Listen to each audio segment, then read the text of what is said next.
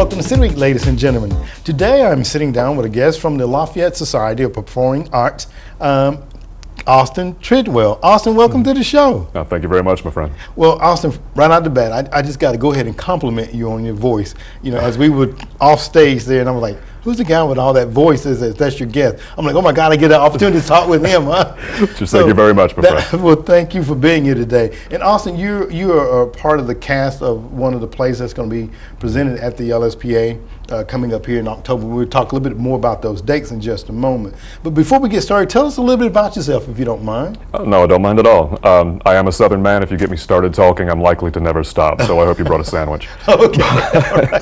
All right. Originally from Noonan, born and raised there. Started acting in Noonan at the community theater, and upon getting out of high school and looking around, in my opinion, LaGrange College had the best theater arts department in the state. I fell in love with the facilities and the staff, and came here, studied theater, got my degree.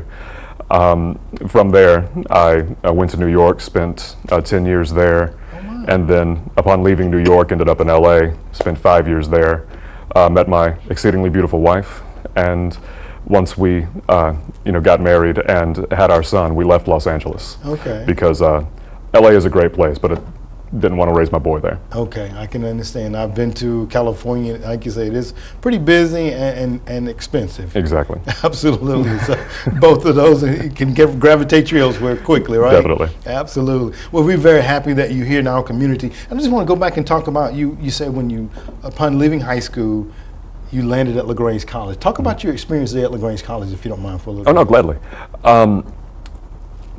Knowing myself and how the distinct lack of sense that I had when I was young, I knew that if I went to UGA like I really, really wanted to, because I've been a dog fan my entire life, I knew that I would not do anything but drink beer, chase co-eds, and watch football games. In that order, no doubt. Yes, exactly. Okay. But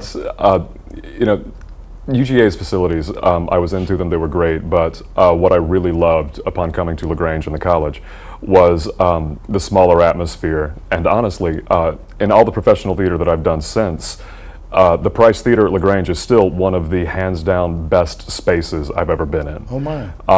And Kim Barber, and at the time Dr. Edwards, who since moved on from the college, they really impressed me. And I'm endlessly grateful that I came here and was schooled by Kim Barber. She taught me, besides the nuts and bolts of how to be a theater professional, just much more about being a professional and a decent human being in general.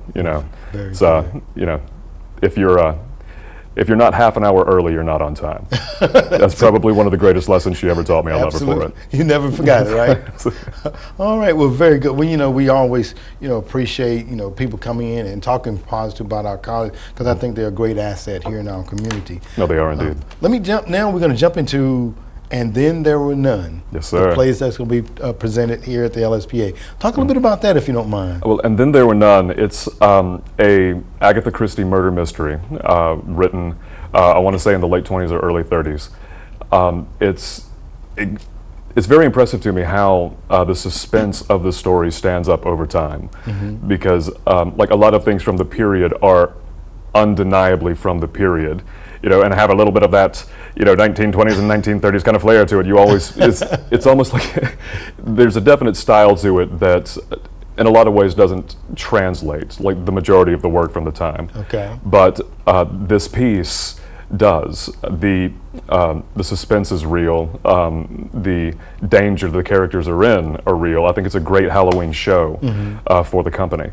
And the cast that we have is absolutely incredible. It's all a lot of highly experienced usual suspects from the LSPA theater. Okay. And we're doing a lot of great work. I've been truly impressed, and I think it's going to be a great show. Well, if we succeed, we should get some good scares and some good jumps. Very good, very good. And with the voice, you no doubt are playing the main character.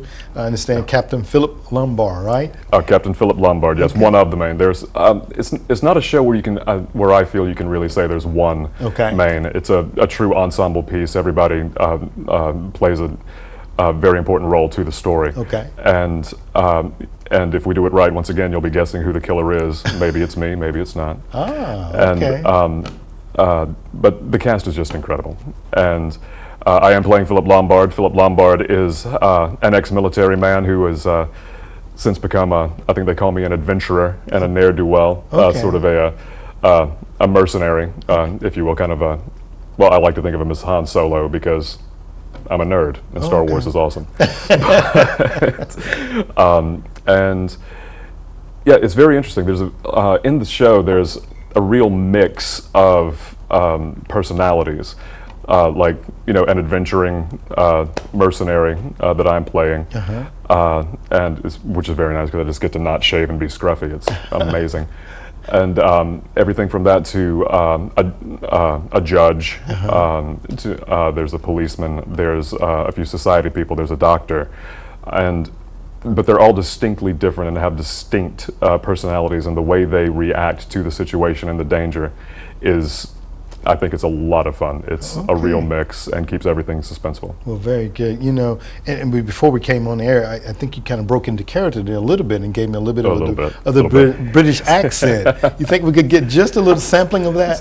Well, certainly. It's very funny because, of course, the show is British, and in doing the accents, it's always fun because, as Southerners, we tend to be a little bit more laid back with a lot of the aspects of the language. Our vowels are lazy, our consonants are extremely lazy, and sometimes don't exist at all.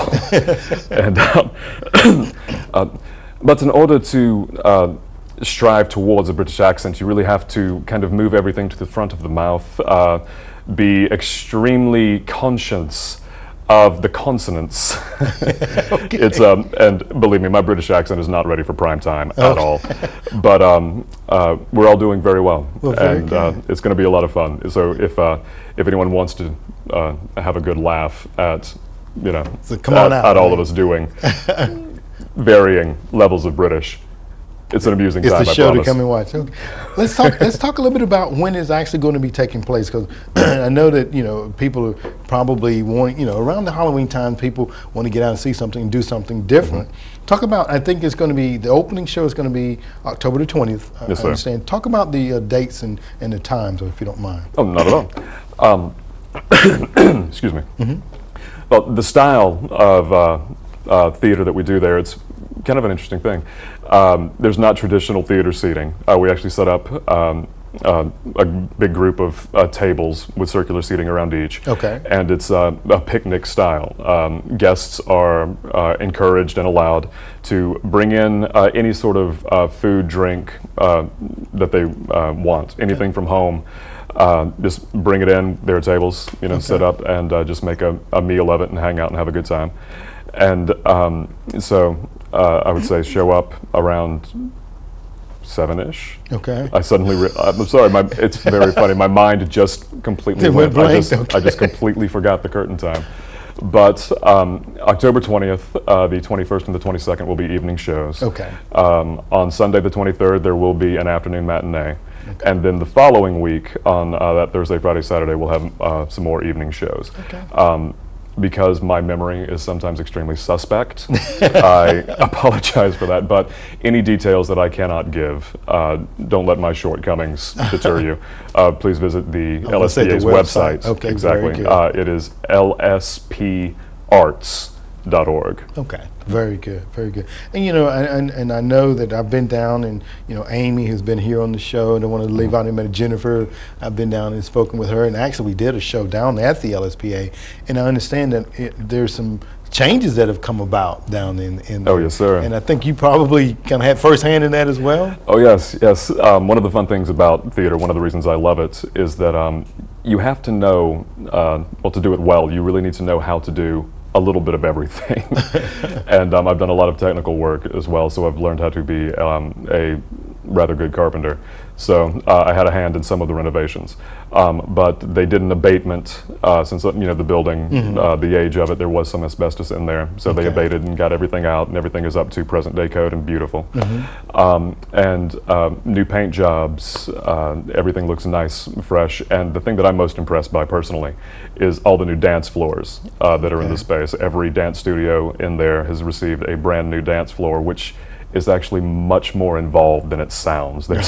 There is some precision geometry that goes in to the creation of these dance floors to give them that supple bounce. There are multiple layers and very in-depth, but I'm impressed by all the work that's been done, and it's beautiful down there. Well, very good. And you're talking about dance floors, and a lot of time when you say the word Lafayette Society of Performing Arts, we also thinking about just a place, but you all branch out and do much more than that. Talk a bit about some of the other disciplines that you offer. Oh, certainly. Well, the LSPA pretty much offers educational opportunities for really all three main branches of the arts, dance, theater, and music. And of course, I'm personally most heavily involved with the theater aspect, and I've built a couple of sets with the guys down there. This is the first time I've acted with them since coming back, and they've really improved. The theater is under the direction of an old college friend of mine, Ryan McCorder, as the artistic director. And I know his skill level, and I know his dedication to theater, and I would have no worries about the theater. And I would, anyone interested in acting, go check that out, because they are under very capable leadership there. I can't speak specifically to the workings of the music department, but quite often when I show up for rehearsal, I hear their young singers, the young singers of West Georgia, practicing from their room, and they sound brilliant. And of course, there's also the massive and beautiful LaGrange Ballet and all of their dance side. So I know that they, as an organization, offer classes and performance opportunities in all three disciplines. So anyone interested, check out the LSPA. They are a quality institution. Absolutely. Well, Alton, it's an honor to sit down with you. It's more so a pleasure to have you in our community and getting involved in the arts and hands-on, because I know that sometimes our school system not knocking them. They have their hands full and can't fill those voids. So we're very fortunate to have the LSPA here to kind of fill those voids in our community. And I'm going to thank you very much for being on the show today, and it's been a pleasure sitting down with you. Same here, my friend. Thank you very much. Okay, thank you very much. Cheers. All right, ladies and gentlemen, stay tuned for more City Week in just a moment.